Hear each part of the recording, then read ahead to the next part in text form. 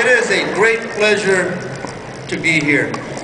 When I saw the list of the people that were being honored, I just said, boy, I gotta be there. So when I received the invitation to be the keynote speaker, there was no question I was gonna be here. You know, the only issue I had was, you know, how am I gonna get here? You know, because I was coming, I had another meeting, and then a good friend of mine, Lydia Martinez, sent her corporate jet. She's got like 1,000 of them, Southwest. I'll tell you what, there's nothing better than flying on Southwest. Anytime you get that opportunity to book Southwest, book Southwest. Let me tell you why you should book Southwest, okay? Hang on. Why should you book Southwest? Because she is one of the top Latinas in that organization, and she is here tonight to support the students back there. We need to support her.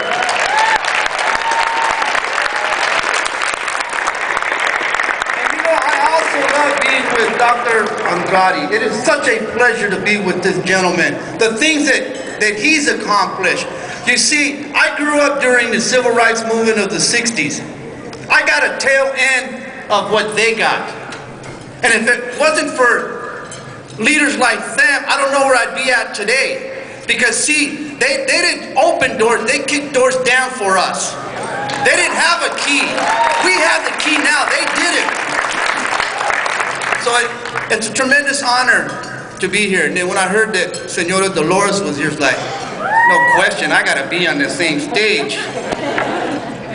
The things that she accomplished. And I said this, I said it last year and I'll say it again. You know, I say this, that when God created the Latina, he was showing off.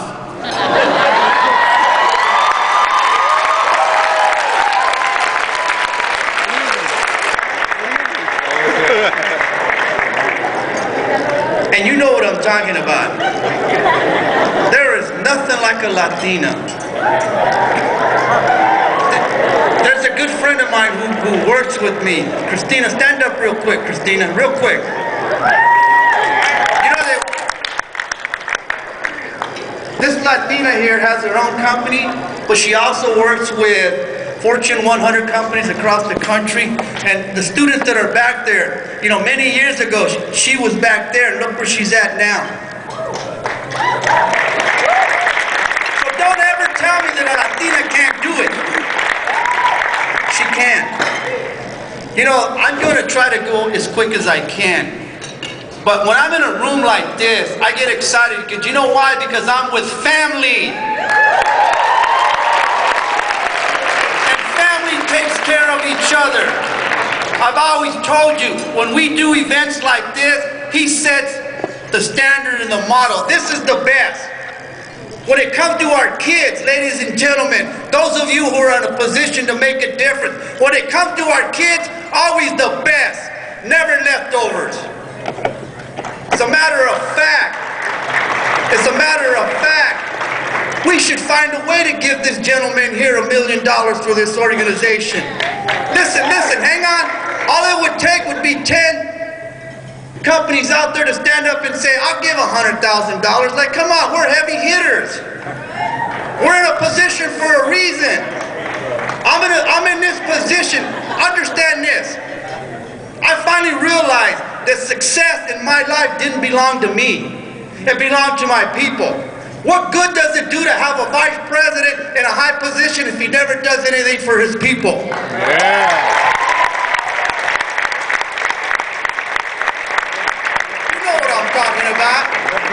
I used to pray, Dr. Andrade, years ago when I was mopping the floor. I used to pray. I said, God, let me be the guy that signs the check. I'll sign some good ones. Guess who I am today?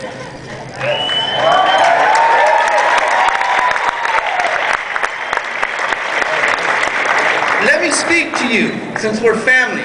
Let me speak to you as a loving father would speak to his children. As a father speaking to his daughter, as a father would speak to his son. Listen, every time I go somewhere, I find out who the audience is. Who am I speaking to? And then I begin to put those thoughts together. Because I know that, listen to me, young people, those of you in the back, listen what I have to say to you for the next 20 minutes, because if you get it, it'll change your life. It'll revolutionize your life.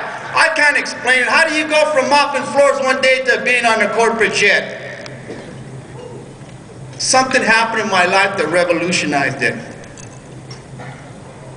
Until you discover your purpose, your existence will have no meaning, because purpose is a source of fulfillment.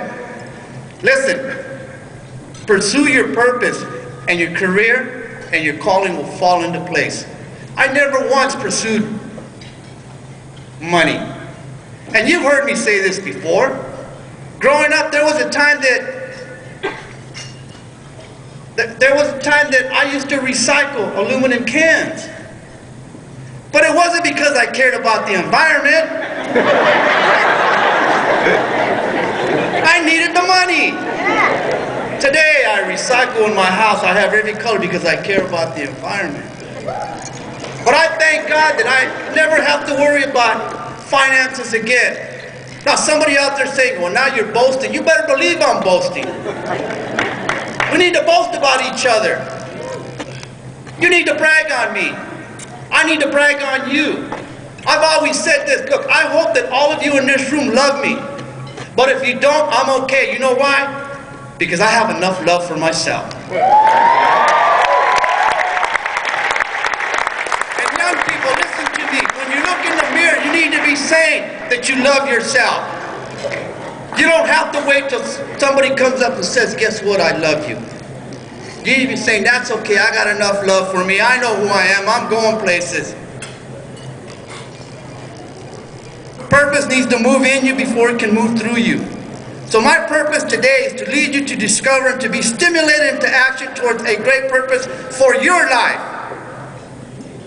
Listen, purpose can take a life no one else can use and use it like no one else can. Legacy. That's what you see up here. The first thing I want to tell all of you is that you are free to achieve all that you desire. Listen, you don't need anyone's permission to become great. I remember picking grapes with my grandfather. And my grandfather saying, mijo, si no tienes ganas, no ganas.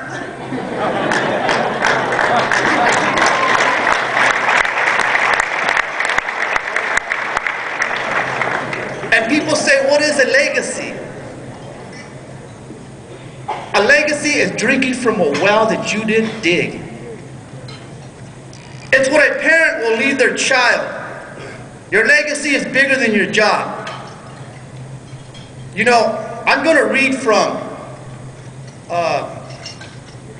my favorite writer. And you're probably wondering, who's your favorite writer? Me? I just wrote a book. It's called A Boy, a Burrito, and a Cookie. From janitor to executive. And Senora Dolores, you can see this is East LA. And the boy is on East LA looking to the west side where the riches are. But this guy's my favorite writer. If you get a chance to buy this book, it's only $10. And guess what? I'm giving the money away.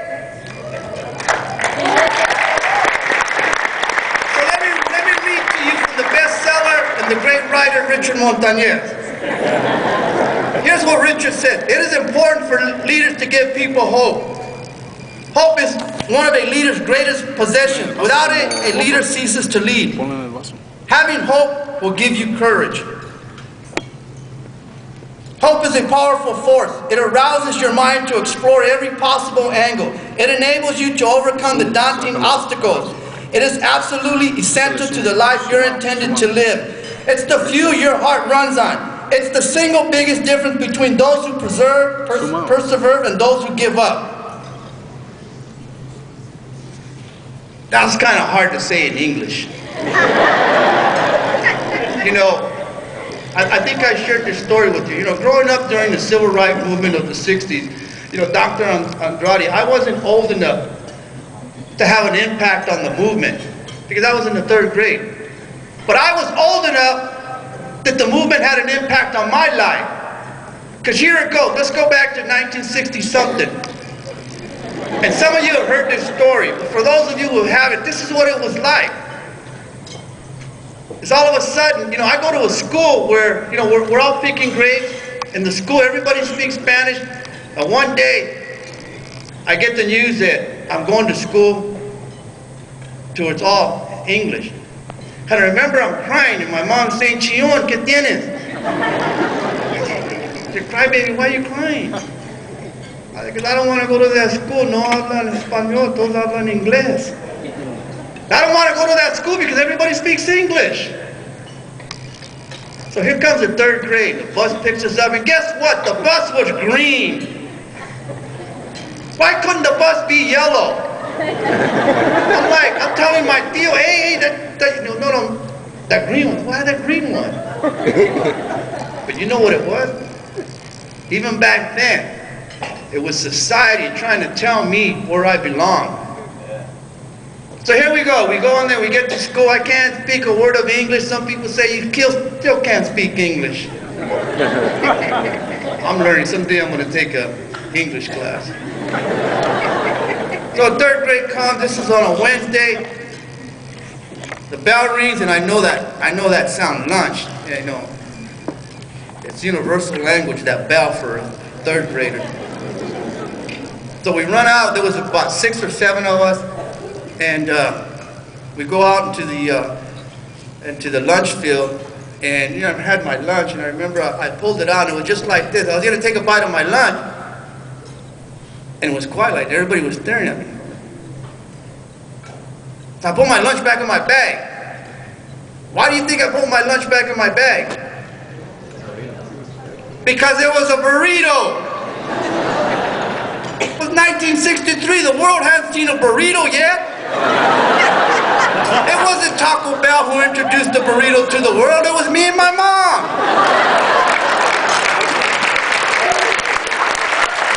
But here's what happened.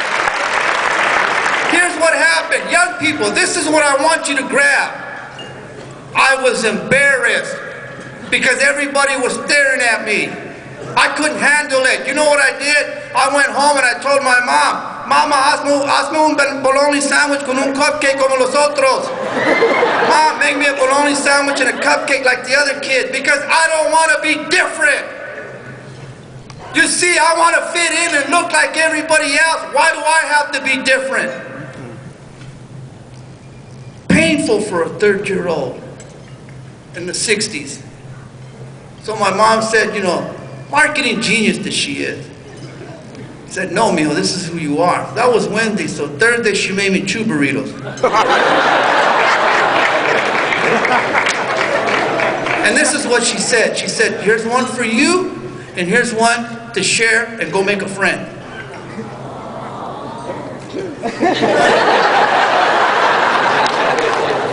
So that's Wednesday. So Thursday, I go to school and I share a burrito with one of my friends, or a new kid. Come Friday, I was selling burritos for 25 cents a piece.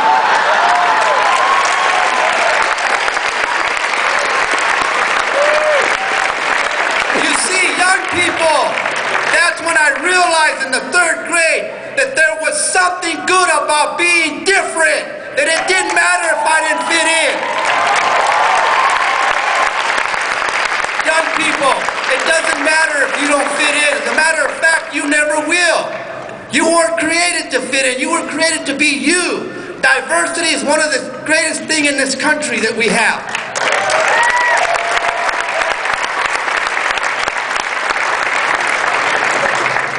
So great leaders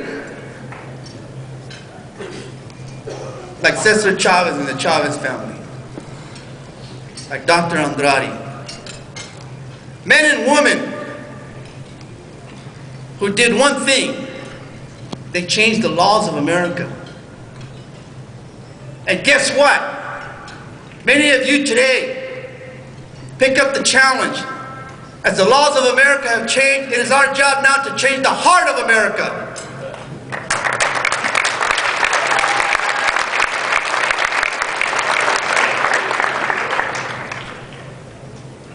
Back to the young people. This is for you. Young people, listen to me.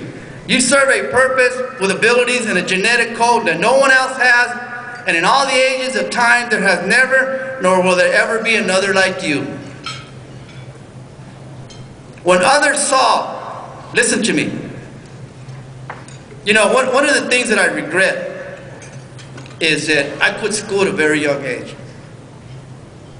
Such a young age that I don't tell anybody because I'm really, that's the one thing that I'm embarrassed about, is that I never went to school.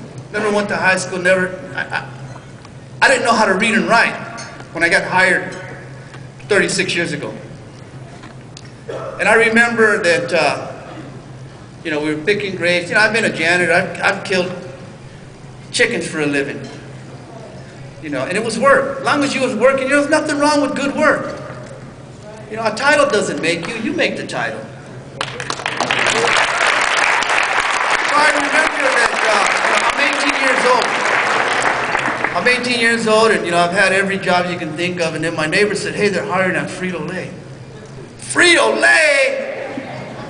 Wow, I wonder if I could get a job there. So I went and got an application. I brought in. My neighbor actually helped me fill it out, the application. So I went back, and you know what? I thank God that I got hired in the days when they didn't do background checks.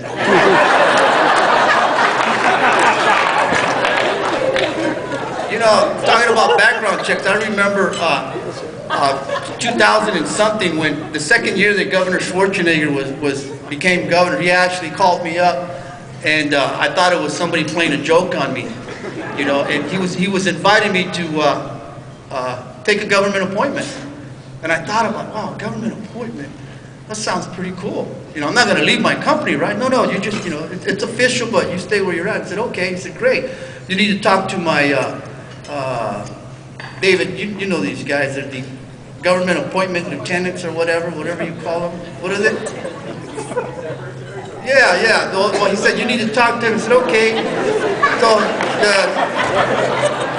the appointment guy calls me up and says, we went through a checkoff list, and, you know, it said, you know, do you do this? No. You do that? No. And then he said, you know, have you or any relative have ever done anything that would embarrass the governor of California? And I thought, man, I'm Mexican, come on. Somebody in my family did something. And then it goes a little further. He said, okay, great, you know what, you passed. All we got to do is a background check. What? Let me ask you a question. How far back do you go? Oh, we're okay.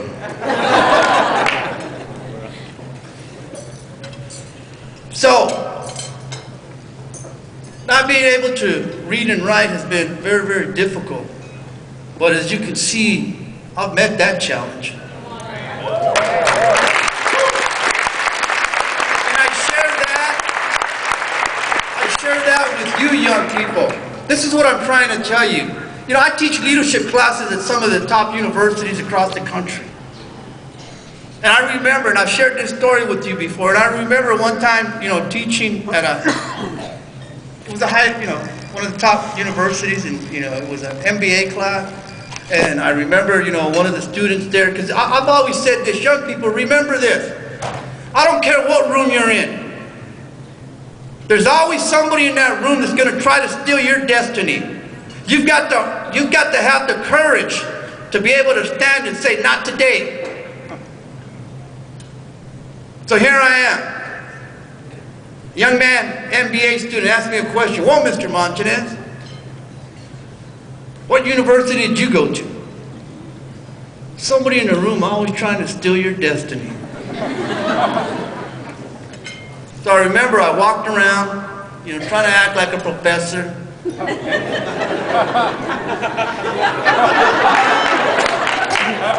Well, young man, I went to the University of Cucamonga.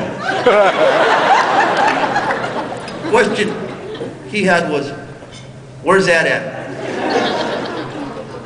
Answer, don't worry about it, you couldn't get in, it was a private school. And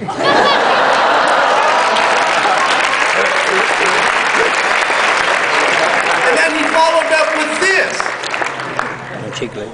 Well, Mr. Montanez, most of my professors have PhDs. Gracias. Looked them straight in the eye. Oh, I've got a PhD, because you see, I've been poor, hungry, and determined.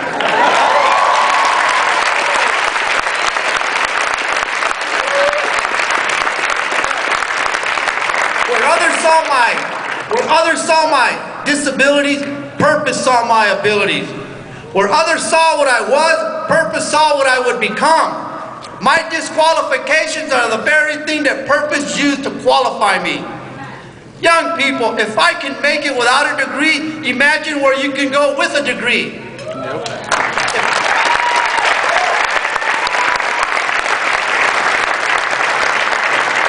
Young people, concentrate on your condition and let purpose concentrate on your position. If you want what you never had, you need to go where you've never been. No one is born successful, but we are all born to succeed. Your decision and a belief away from greatness. You already have within you everything that you will ever need to be successful. You are good and ready for success as you are. The hour to charge forward is now. The hour to execute your life's agenda with passion, zeal, and enthusiasm is now. This is the real deal. The only life and opportunity that you will ever have to make something meaningful out of yourself. We all have seeds of greatness. And listen to this. We all have these seeds of greatness. And it's the seed. When you plant the seed in the soil, it's not the soil that tells the seed what to grow. It's the seed that has the blueprint and it tells the soil, this is the nutrients and the ingredients that I need to produce this fruit. So it is with the seeds of our life. When you let your seed go, it goes and it gets the nutrients to bring the fruit out in your life. You've been given seeds. You may be here right now thinking to yourself, I'll never do that. I'll never do something great. You need to get that done. Just the fact that you're here tells me that your destiny is filled with greatness. All you got to do is believe it.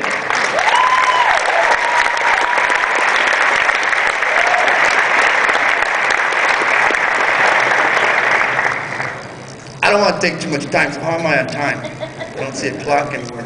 Somebody, Christina, give me, am I on 10 minutes? Where am I at? Okay, I'm okay? Okay, because that was just my introduction. Listen, young people, I came from LA to speak to you. Are you ready to unleash greatness in your life? Listen, you're already great. I'm just talking about letting it go. Don't be afraid to be great. Your worth is about who you are, not about what you do or how much you have. The worth of a person or a thing or an idea is in being, not in doing. Not in having. And the difference between successful leaders and those who are not lies not in our abilities but in our mentalities. Deep within each of us dwells those slumbering powers that would astonish each of us. Forces that can revolutionize our lives if properly aroused, harnessed, and put into action. Man invented the plane and flew over oceans, created the atomic bomb, reached the moon, performed the heart transplant, but what's more amazing is they were people just like me and you. There are three things that you need, and these three things that you already have. One is the power of presence. Two is the power to communicate. Three is the power of position. Real quickly, the power of presence. Every human being carries the power of presence. Some individuals carry such presence that we are drawn to and captivated by these charismatic people even before they speak. You see, you have the ability, understand this, you have the ability to walk into the room and set the environment versus allowing the environment to set you. You have that ability. You need to see it and you need to release it. You know, years ago when I first started flying, And I fly all over the country. My markets. Here's one of my teams from Chicago right here. Woo! That Chicago is one of my markets, but I hardly ever have to come here because I got such a great team. Some of the best leaders, some of the best people that care about the community in Chicago are right here. You should all get their business cards. They're good people. So let me tell you about the power of presence. Many, many years ago, the first time I flew, I remember the CEO called me up and said, Richard, I'd like you to go to D.C. with me, because we're going to meet with some government officials, and we're also going to meet with the President of the United States. That was over some 20 years ago. That I've had lunch with every U.S. president for the last 20 years. That I've spoken at the United Nations, but you know what? I don't tell nobody. You know why? Because nobody believes me. You know how that is. You tell your family, hey, I was like, I met mentiroso back then. Richard, stop it. So my CEO calls me up. He says, okay, we're going to D.C. So I flew from L.A. to New York, where our hangar was at, to fly, 30 minutes from New York to D.C. I could have flown directly to D.C., but the corporate jet, I wasn't going to miss that. I didn't know what that was. And it was one of the I'm going over 25 years ago. I've been with this company 36 years, so I think it's even longer than that. I don't even remember the day. But it was the day when I never traveled. I remember my wife, packed my luggage. And, us Latinos, I'm going for one day, and she had the biggest suitcase. And then she packed me a lunch, We didn't know. So I don't know if you don't know anything about the corporate jet, but, the pilots do everything. The pilots load and then when that pilot saw my, big old thing, he was like, oh man, he was trying to fit it into wherever it goes. And I didn't know any better, but I was the first one that got there. So I remember I went in, I took the first seat that I saw. I was already nervous, and then they told me that the executives were running late. So, you could see the door was open. I could see the limos pulling up, and I saw the CEO and his highest ranking executives were there. And then there I was, I was like, and I remember each one, the power of presence is what I'm talking about. And I remember each executive came on and saw me, and they just kind of smiled and said, hi, Richard. Sat down, and I remember the CEO walked up, and he saw me, and he said, hi, Richard. He told his staff, I'm going to sit in the back. And he sat down, and half hour we went, we got there, and we went to it was a dinner before, the next day we were going to meet with the president, but that day was a dinner, and it was a room like this, and I remember one of his executives, a female, she was just smiling at me and just like, looking, and then she started laughing. She just goes, Richard, I just love your spirit. I just love it. You're just so funny. And I'm like, I'm nervous. I'm like, why? And then she said, because on the plane, you sat in the CEO's seat.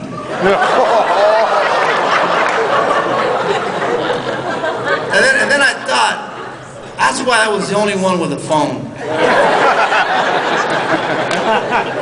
And then I also thought, typical Latino, even on the corporate jet, I call shotgun.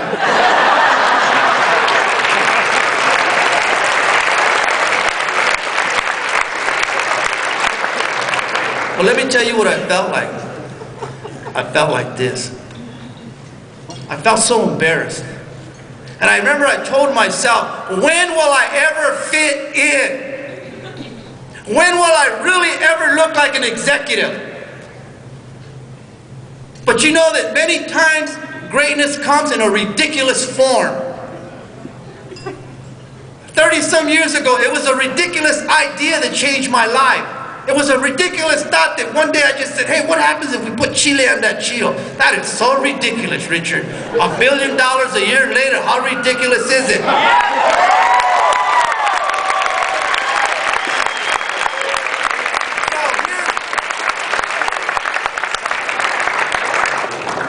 So I remember on the way back, I sat sat in the back and I felt like this. Went to LaGuardia, got on a plane, flew back to LA, and I was in tears, I gotta be honest with you. Because I wanted to fit in. Then I heard that little voice.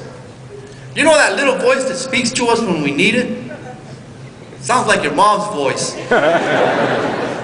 Little voice spoke to me. Do you realize what just happened? That every one of those executives had so much respect that none of them told you were sitting in the wrong seat. And the CEO himself, intentionally or unintentionally, just told my whole organization that if anybody could sit in his seat, it was that man.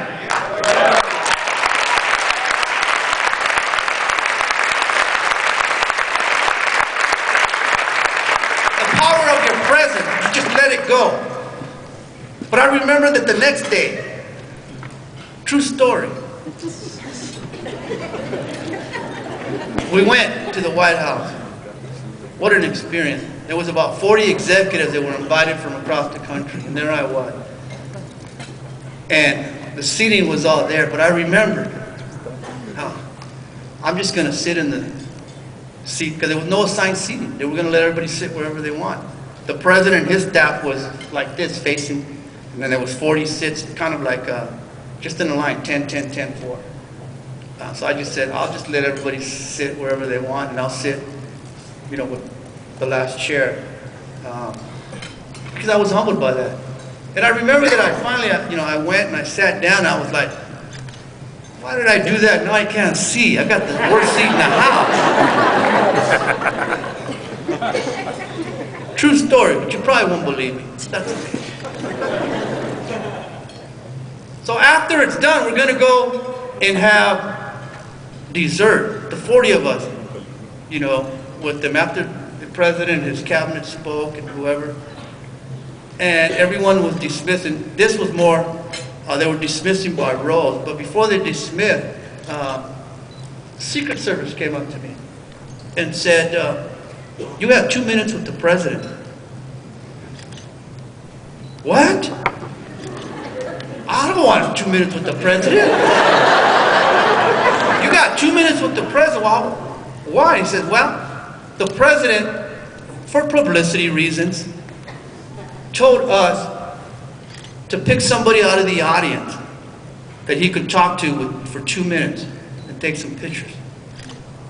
And we said whoever takes the worst seat in the house will be that guy. The power of presence, even in the worst seat in the house, doesn't matter if you understand who you are.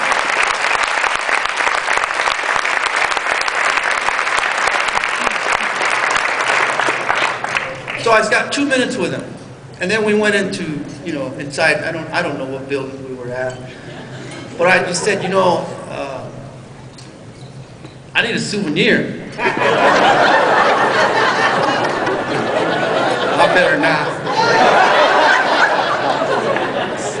So the other one is the power to communicate. A leader uses the power of communication, listen, to effectively align the context, timing, and placement to deliver a message at the right time in the right place for the right person involved to hear and receive it. That's the power to communicate. I told you that I spoke at the United Nations. It was 2003. Now, I read a book a week. I'm self-educated. I speak all over the country. But there was a time when I told you I couldn't read or write. There was a time that I struggled with that, and I worked hard at it, and I even prayed. I said, God, if you can give anybody wisdom, let me have it. I'll just take a little bit. I don't want to be like this. I finally realized that, guess what? I am the most uneducated, brilliant person you will ever meet. So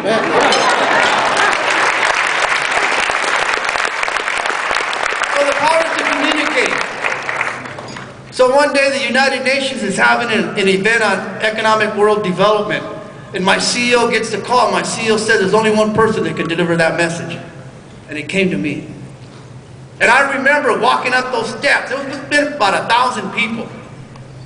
I remember walking up those steps, and that little voice, I heard that little voice began to tell me, Remember when you used to cry and ask for wisdom?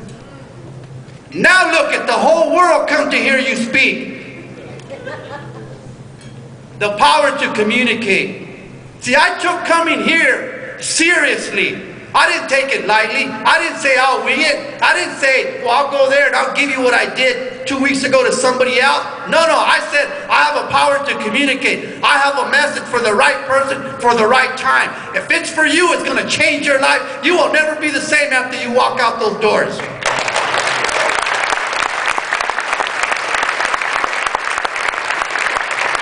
And number 3, the power of position. The leader demonstrates the power of position by the willingness to take a stand. Many individuals have great presence and great communication, but lose power when they allow others to wonder where they stand on specific issues. Let people know where you stand. Listen. No need to reinvent yourself. Just reposition yourself. The power of position. Here's what I mean. I know that budgets are tight. I know that our economy is beginning to, it's struggling. The housing market, the job, everything, the commodities are going up and everything. Everybody's, beginning to tighten their budget. Corporate America is saying this. But the power of position in my organization, no way. We're going to be here. We're going to support the work that you do. We're going to find a cut and make it somewhere else, but you're not going to cut community.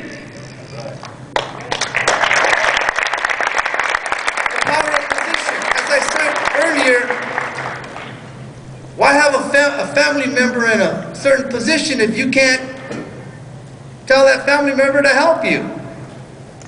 The power of position. You don't need to reinvent. And I know it goes against a principle. People have said, you need to reinvent yourself. I tell people this, look, if you think you're going to give me feedback, I'm not going to receive it. Unless I know you care about me. Take that feedback somewhere else. That's all you need to be. Don't take feedback from anybody. Unless you know that they care about your well-being, your career, and your health, then sit down and receive it. People will say, you need to reinvent yourself. This is how God made me. But what you do need to do is you need to reposition yourself. Here's what I mean. Because one day I'm mopping floors. And people would ask me, what are you going to be? What do you want to do? Someday I want to be a vice president of this company. People would laugh. And I'd even laugh. A good friend of mine, Paul Rodriguez, Latino king of comedy. Back in the 70s when he first started, he was telling a joke about Latinos that every time you ask a Latino what do, they always say, well, I'm the main man. I work at the car wash, but I'm the main guy. I work at a restaurant, well, I'm the main one. And he said even when Latinos go to apply, he would say, well, what do you want to do? I don't know, I'd like to run the company. Guess what? I got a hold of that. The power to communicate. I said, you know what? Sounds funny, but what's it going to hurt? So when people say, what do you want? I'd like to run the company. What are you going to do, Richard, years from now? I want to be a vice president.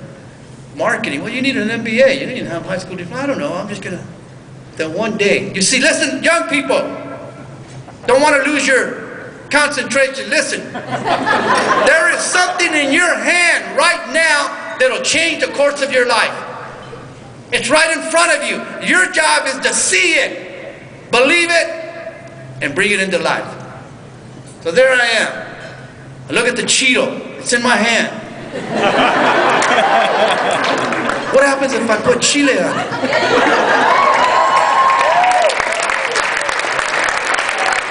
So as a janitor, I didn't reinvent myself. Don't ever tell me that. I repositioned myself. And here's how I did it. I called the CEO as a janitor. I didn't know you weren't supposed to call the janitor the CEO. I remember I called him on, he said, who is that? I said, this is Richard Montañez. And his secretary, a visionary of a lady. Because she said, I remember she said, well, what country do you run? Because only other CEOs called the CEO. Oh no, I'm from the United States. Oh, you run, no, I'm from California. Oh, you run California? No, I work at the Rancho Cucamonga plant. You're the plant manager? No, I'm the janitor. She's like, oh, wait a minute, CEO's gonna want to talk to you. So I got on the phone, talked to the CEO. He loved it, he said, I'll be there in 2 weeks. Hung up the phone. Somebody's always in the room trying to steal your destiny. Here comes the plant manager. Do you realize what you've done? Who do you think you are calling the CEO? You have no right. And he says this, now I gotta paint the place. I gotta fix everything. So here comes the CEO, 2 weeks come by. I don't know what to do. Still can't read or write. Go to the library, check out a book on how to develop a marketing and sales strategy. Copy it word for word. I'm a little bit of an artist. I drew the graphics on the bag. I made all the bags. CEO comes in, you know, with 30 of his top executives, marketers, salesmen from the country, and he's like, okay, where did we get this? He did it. The janitor? Let me see it. Start the presentation. And I remember I was shaking. You know, we didn't have this type of presentation. Remember we had the old, you know, you pull it off and you pull it on, you got to move straight. So I'm doing all that. And I remember I bought my first tie. I paid $3.50 for my first tie. Put it on, there I was standing with it, feeling so good. The janitor I'm going to town. Word for word. I don't know what I was saying, but I was going good. And I remember, somebody's always in the room to steal your destiny. One of the marketers said, well, Richard, how much market share are we talking about? And I remember it, again, like that little boy with the burrito. It's about ready to faint. What am I doing here? I don't know what market share is. And I thought inside, market share? I haven't read that chapter yet.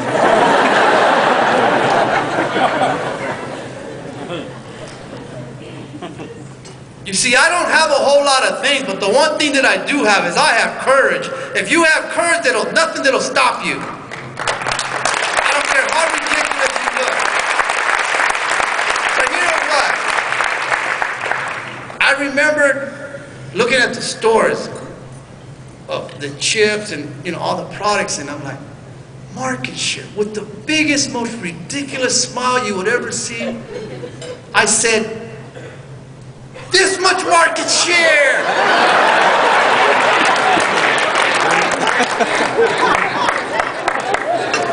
I didn't realize how ridiculous that statement was. But here's what my CEO did. See, my CEO was a visionary. My CEO said, ladies and gentlemen, do you realize that we have the opportunity to go after that much market share? Okay. Vice President of Sales stood up and said, sales organization, do you think we can go out and get that much market share? Again, that ridiculous statement made me a legend today. Young people, you can't be afraid about looking ridiculous.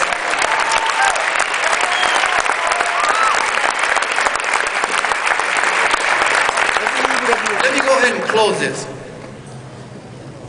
You gotta have faith. In faith are all the answers to the problems we face.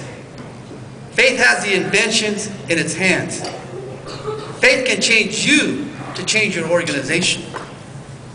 Two types of ideas, evolutionary and revolutionary. Evolutionary idea is something that just continues to evolve and get better.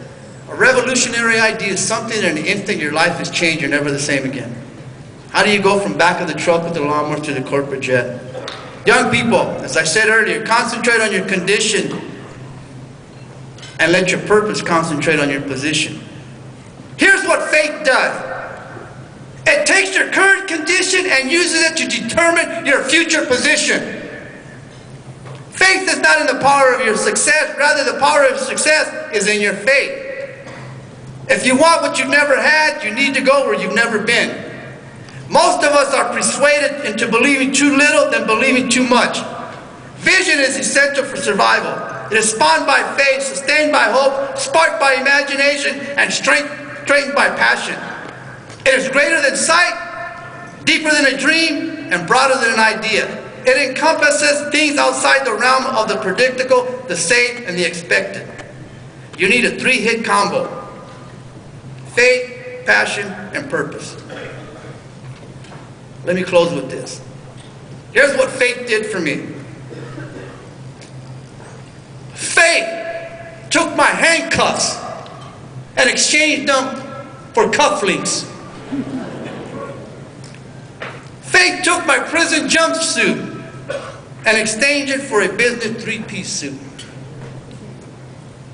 Faith took me from the prison floors and placed me on the palace floors. Thank you, ladies and gentlemen.